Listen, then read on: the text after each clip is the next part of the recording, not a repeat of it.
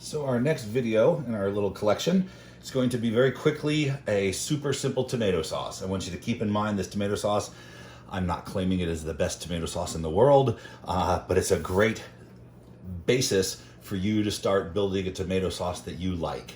There are literally millions of recipes for tomato sauce. By learning one, a simple basic one, you will be able to start adding your own ingredients, your own spices, put your own little spin on it so that it becomes your favorite tomato sauce in the world. But the basics of this tomato sauce, I'm going to show you again how to really nicely, finely chop an onion. And you notice I'm keeping my fingers tucked under. It sounds like this knife could be sharpened a lot. And I didn't go all the way through to the root. I kept the onion together. And then I'm going to make one cut parallel to the board. And then I'm going to make really small cuts so I end up with a very small dice of this onion. And we only need half a cup of an onion, which is why I'm only doing half of it. That probably should be plenty. This onion has been sitting in the sun, so that is burning my eyes already. Then this little piece here, I'm gonna save in a bowl, and these I'm going to use for making stock. Whether it ends up being vegetable stock or chicken stock, I don't know yet. I just made a bunch of chicken stock last weekend to have some soup since it's getting to be cold and flu season. It's always good to keep around. But I keep my vegetable trimmings in the freezer and use them as I need them. I'm going to take a clove of garlic. Again, I'm going to save it's a relatively big one. The recipe calls for 1 to 2, but this is a pretty decent sized one, so I'm just going to do one. The easiest way to crush garlic, check and make sure there's not too much green in there. And I'm just going to take my knife, I'm going to smash it up against my cutting board. This gets all that nice garlicky flavor out. If you see a part that looks like it's the green stem starting, you can throw that away. It's a little bitter. It's not going to hurt you, but it gets a little bitter. That's how we mash up garlic so it's not all over your fingers. Just squish it between the cutting board and the kitchen, the cutting board and the kitchen knife, chef's knife.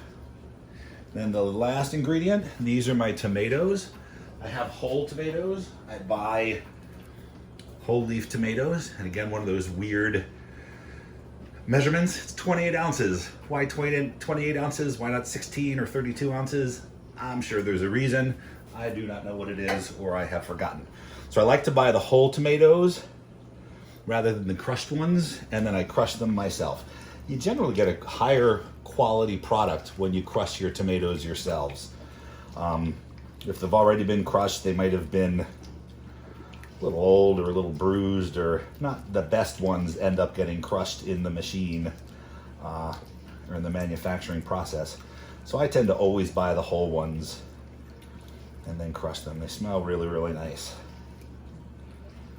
You, of course, if you're living in this area from like July until October, you're welcome to use your own tomatoes.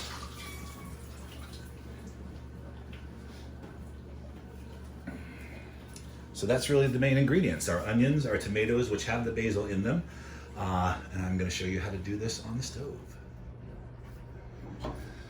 So I'm going to start in my little saute pan. It's a deep pan, but it's good for this size of recipe. I'm going to start with some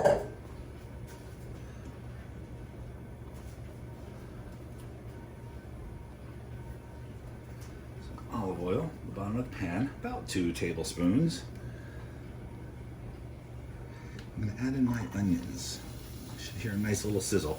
I'm not trying to brown the onions. I just want the onions to sweat a little bit. The difference between sweating and sauteing is when you're sweating, you're just trying to get whatever it is you're cooking to evaporate out some water, because water dilutes flavors. So if you can get the water to evaporate, you're going to have more onion flavor left over. Also, if they get hot enough, We'll start to caramelize some of the sugars, but I don't want too much color because I'm trying to make a nice light tomato sauce. If you were doing a nice hearty tomato sauce that has meat and sausages in it, you might take your onions to where they get, I got a little piece of skin in there, let me get that out, to where they get brown and caramelized. But I just want a nice little sweat.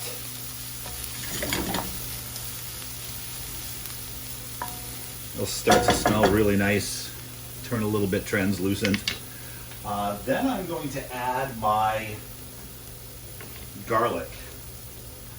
You don't add your garlic at the beginning because garlic is very, there's not as much liquid in garlic and a very high in sugar. So they tend to burn a lot more quickly. There we go. And then immediately to that, I'm going to add my tomatoes that have been crushed.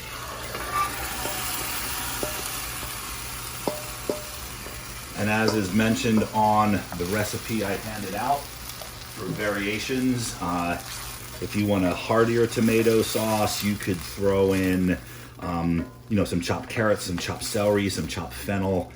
But this basic one with just onions, garlic, and tomato, the basil's already in the tomato, is really, it's a great base, as I mentioned, to start figuring out how you want your tomato sauce to taste.